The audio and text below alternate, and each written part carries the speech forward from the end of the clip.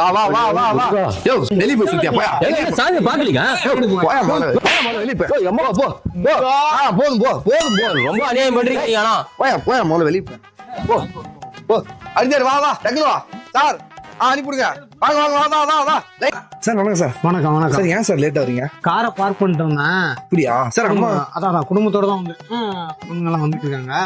Sir உங்க கோயில் sir நீங்க 1 hour கூட இருங்க 2 hours இருங்க உள்ள போங்க தரிசனத்தை பாருங்க உள்ளே உட்காந்து சாப்பிடுங்க அங்கே இருங்க அப்படி நான் பாத்துக்கிறேன் இங்க ஓகே. அப்ப லைன்ல நிக்கிறாங்களா அதை அவங்க? நான் பாத்துக்கிறேன் சார் சார் பொதுமக்கள் எல்லாம் கொஞ்சம் நிறுத்தி வைங்க சார் நீங்க போங்க சரி.